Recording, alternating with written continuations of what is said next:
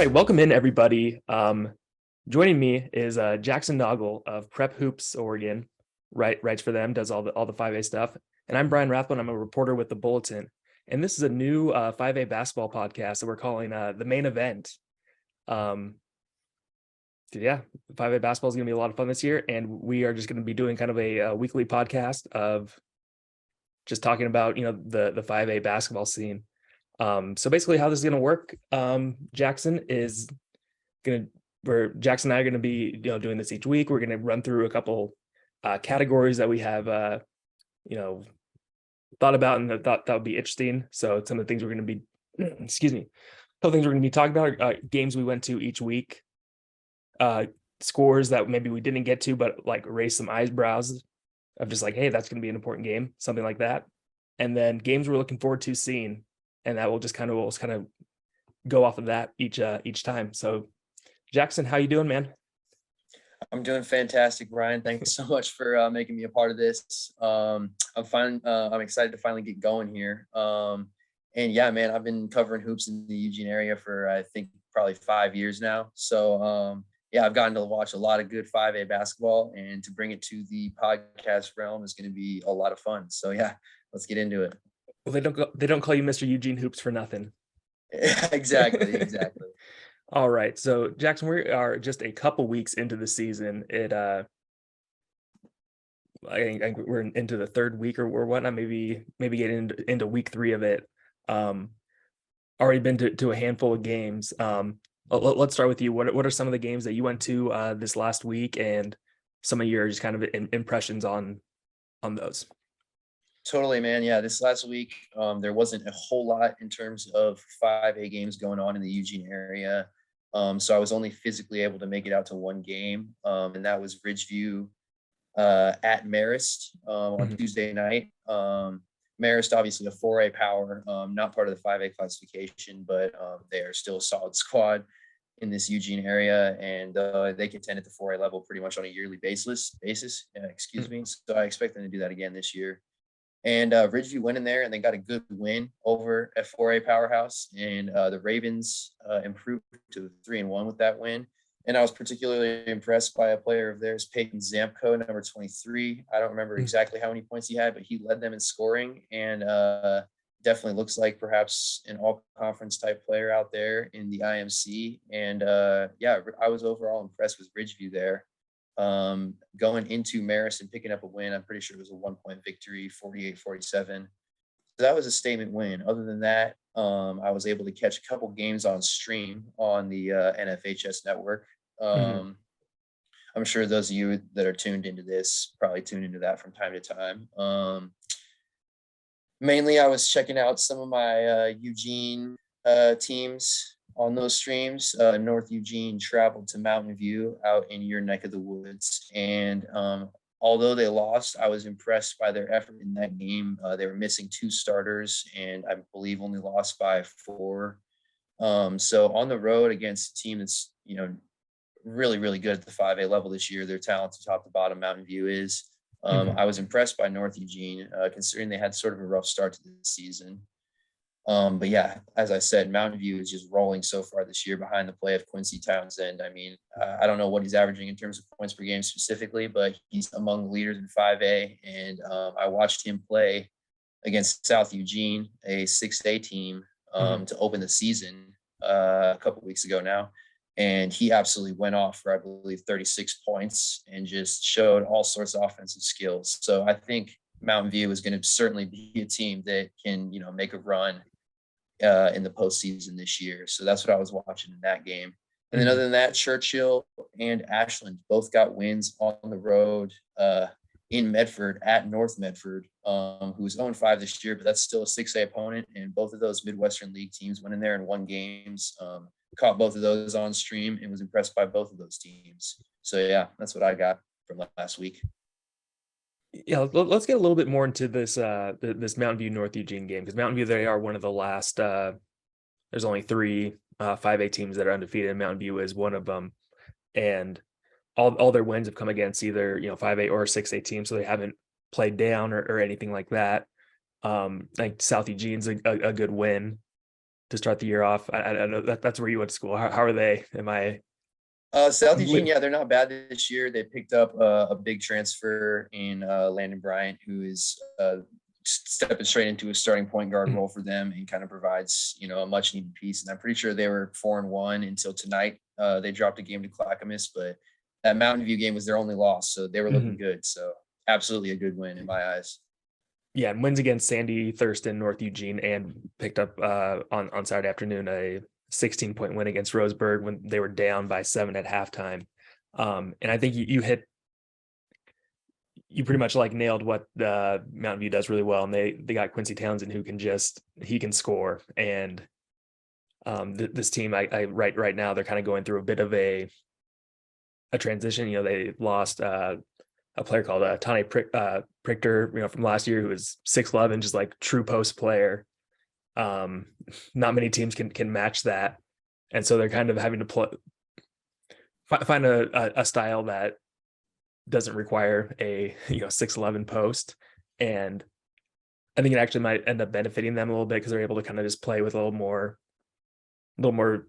tempo. They can space the floor a little better. Because Quincy, he's just so good at getting to the basket, and not having your own teammate down on the block can certainly make driving the ball a little bit easier. I think Mountain View is going to be one of these teams that we'll be kind of be talking about come tournament time, just like, hey, this is a team that making a push for a semifinal run, or maybe like that. Absolutely, man. They do a lot of things well. And I've now watched them in 2 different games and they impressed me in both. So I think they're one of those teams that can definitely expect to make a run this postseason, like I said. Mm-hmm.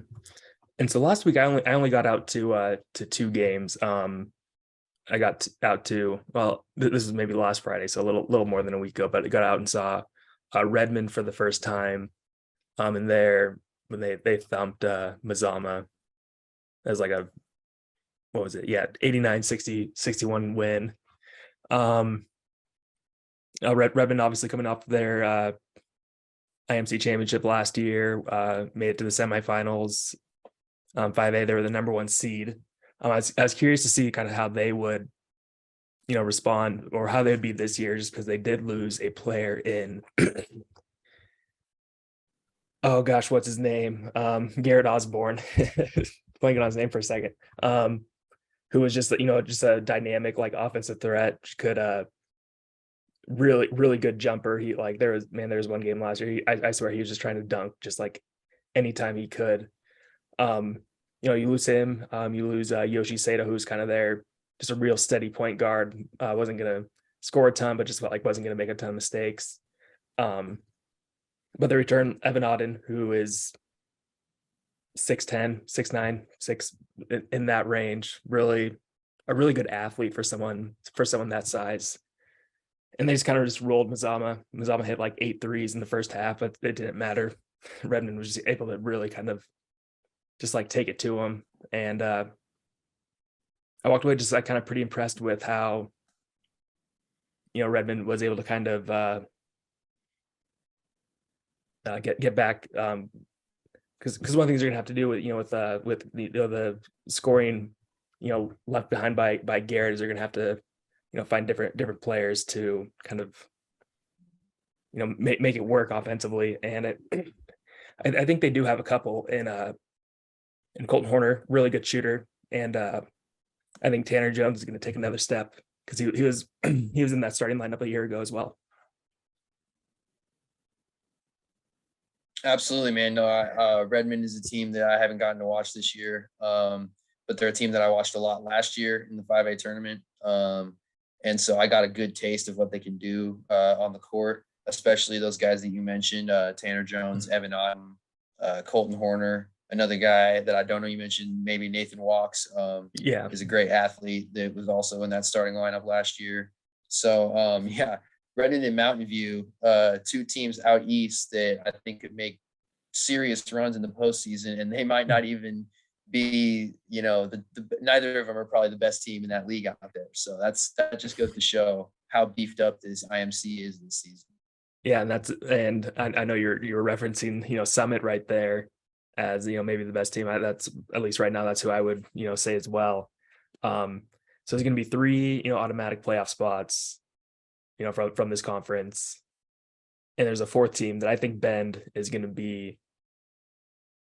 I think they're going to be, pretty good as well. Absolutely. They Bend their entire rotation, so they're like 9-man rotation, all seniors. Like, and so who did they play the other day that I went to? They beat Pendleton by like 49 points. And could have been a lot more. Ben reminds me of the just kind of like that team that you play like in pickups in pickup, who just no one's just like tremendously athletic or anything like that, or just like super imposing, but they all just like play really well together. They're really smart, know their roles, and they just it was they just ran Pendleton off the court. I mean, and they did start off a win with against Ashland, and then they dropped 4 straight games. But they get Austin Baker back, who's one of their best players, who was dealing with an injury from football. He's back, and so I think that they're going to be a team that just no one's going to want to play late in the year. I think that that's going to be a very, I mean, it's kind of similar like with their football team that looked miserable trying to play against them in football. I think it's going to be kind of a similar thing in basketball, where it's just not going to be fun. They're just gonna bully you. They're gonna be physical with you, and it's gonna suck. Absolutely, man. Playing against a lineup of all seniors is never fun. That's a recipe for success at the high school level, Mhm. based on what I've seen at least. And so, yeah, that win over Ashland that you mentioned in the season opener was an impressive one for me, from Bend. Ashland was a team that I thought really highly of coming into the season. Mhm. And my understanding is that they didn't shoot the ball particularly well in that game, but nonetheless, that's a big win for Bend. And they dropped the next, I don't know, maybe four games they Yeah, dropped it after was that, 4 in a row. Like all on the against some road. tough teams. Mhm. Against some tough teams. So, when they get into that league play section, they play some more 5A foes. I think they're going to find a rhythm. Like you said, they're definitely a postseason quality team Mhm. in my eyes. Will they make it? That's a different story because of how much talent is out there out east. It's going to be a battle for those playoff spots. Mhm. And the thing about, I mean, we're not going to focus solely on the IMC, but it does have 4 quality teams in it right now, and they have to play each other 3 times this year, like in league play. It's not twice. You have to play each other 3 times. So it's by the end of the year, I think the standings will kind of reflect of just how close it was. Like I mentioned, I still think Summit's probably that best team. I maybe lean towards Mountain View in that second spot, and then I think Benton Redmond would be a really fun game. And I mean, the only times I've seen them play, they both beat up on um 4A teams, and so we'll just have to see how those two square off when when they square off, because I think that's just going to be a really really fun matchup. And all these teams just have different styles that they play with, at least from the teams that I've seen. So it should be a fun time over here. No doubt. All right, so let's move on. Just Wilsonville's up on West Salem right now in the first quarter. Gotcha. I saw that was happening right now. um, so let's How much are they up? You got the scoreboard up? no, I just saw that Jed tweeted it out. Okay. 15-14. All right, so in this last week, let's talk about some of these games that raised our eyebrows a little bit, that just like made us pause a little bit for whatever reason. And I got 2 of them here, and Totally. Yeah. You want me to go first? go for it. For sure. Yeah. I also have 2. Okay. So we might have, some double ups here, but that's not a problem. My first one is Redmond going toe to toe down in the South Coast Les Schwab Invitational Tournament. It's not the regular Les Schwab; it's the South Coast Tournament, which is different. But it's pretty cool how they've been able to expand that brand into now I'm pretty sure it's 3 tournaments. But I'm rambling here. They played number 1 4A Philomath, coaches poll number 1 Philomath, who is a really good ball club in the 4A classification. They're led by Ty May, who's like a 6'7", just an all-around athlete inside, and they have a great guard in Cole Beardsley. I watched them play. I think it was 2 seasons ago now, so it was during the COVID year. They played in the Emerald City tournament. That they did at the end of the year, just so that the Eugene area schools would sort of have a postseason tournament to play in. And Philomath really impressed me with the way they played back then.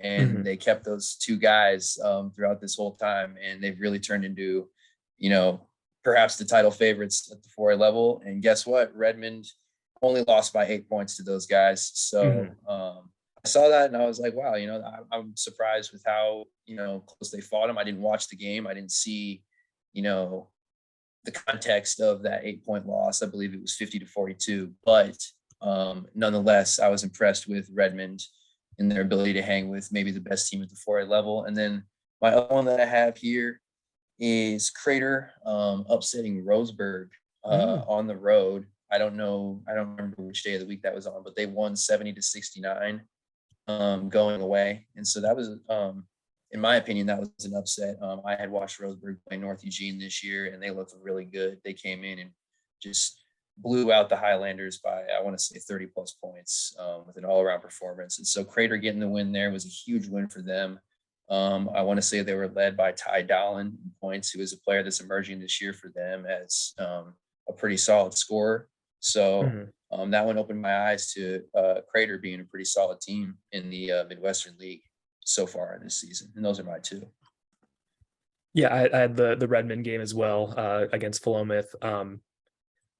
No, I wouldn't be surprised if Philomath won this. I used to, when I lived in Newport and worked out there, I coached middle school basketball, and we had some really good players, and Philomath just stomped us whenever we'd play them. And so those players, when they're 7th graders and 8th graders, were stomping our really good team, and now they're all juniors, and now they're at least juniors now. And so I'm not surprised that Philomath is really good, but I was kind of surprised that they took down Redmond, just because I thought Redmond was playing really well. And yeah, I mean, it's just it's one game, and so we have surprises there for different reasons. That all around was an eyebrow raising game. So that was a big one down there on the South Coast tournament. Yeah, no, exactly. It's you're just you know what, they hung with Philomath, and I was like, oh man, they should have beaten Philomath.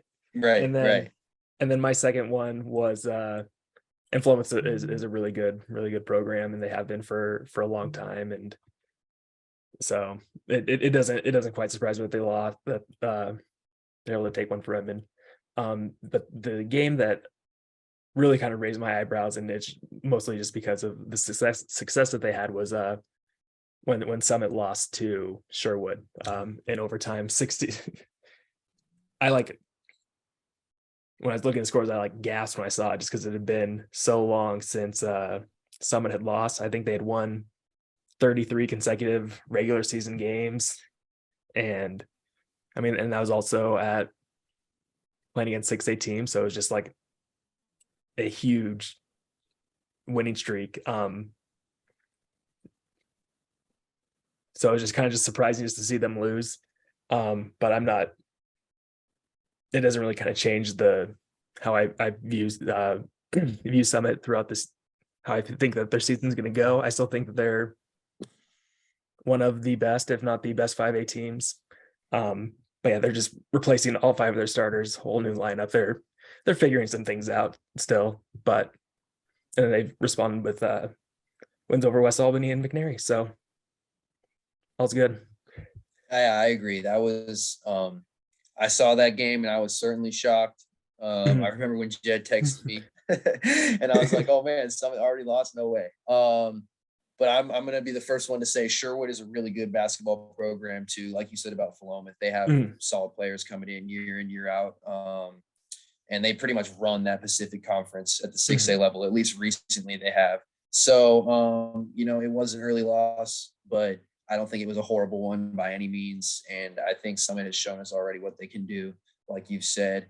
I forgot to put that in my notes, but that was definitely an eyebrow raising game right there. But yeah, nonetheless, we've already said a couple times during this podcast, Summit, I think in our eyes is one of the top teams in the state at the 5A level still. Yeah, it was just for me, it was just more like, oh my gosh, they actually did lose one after it had been, Right. 30 plus games.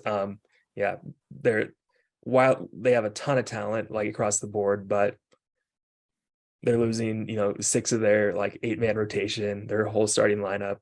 It's even still just like a young start. They're a young team. They're mostly juniors. I'd say like of their 4 of their 5 starters are juniors. So still young. They're still, kind of have to, figure out roles and whatnot. Last year, those roles were very well defined when they, first tipped off the season, and now they're kind of just figuring it out. And so yeah, they obviously aren't going to go undefeated this year, but I wouldn't be surprised if they, a team got them, once or twice, just got them on the right day. Excited for their game against Walton tomorrow, though. Absolutely. Where is that happening? That's in Bend. So yeah, It's in Bend. it's in Bend. So yeah, That's a blockbuster. yeah, because yeah, they still have a lot of those players. They still have, Jaden Stepp, Josiah Lake, from Yeah. the title team last year. I mean, Twalton's lost twice, but they've lost by 2 points to Mountainside and 1 point to Barlow. So yeah, this is going to be just a really fun one. Yeah, can't wait for that one. That's the game I'm looking forward to. And then, after Christmas, they have, the holiday tournament out here, and be nice to just kind of see all these teams kind of more than once. What about you? What are you looking forward to this week? Yeah, I mean, we can kind of segue into that. Like you said, it's not a whole lot going on this next week because a lot of the teams are traveling for sort of holiday tournaments around this time of the year. But the main one of those that I'm paying attention to right now is the Capital City Classic, which is playing host to 4 5A teams: Wilsonville, Central, Silverton, and Canby. Central already picked up a dub today, 73-68 over Sprague. So that was a pretty solid win for them over a 6A team.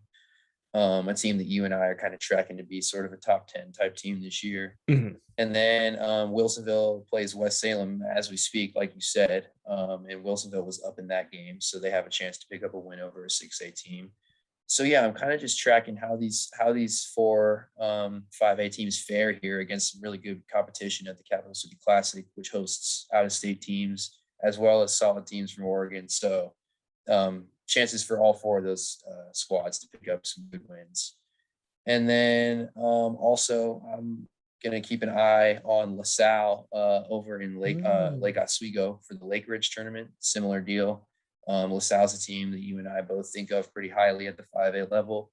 They have a great player in Nick Robertson, one of the top returning scorers in 5A.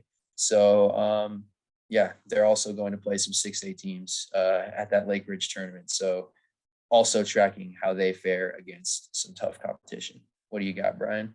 Other than that, I think I kind of hit those two. With Summit obviously playing to Walton, I just kind of want to see how this Summit team stacks up against this year's Tualatin team, because Tualatin brings back, like I said, a couple of their starters. Summit's bringing back a whole new crew.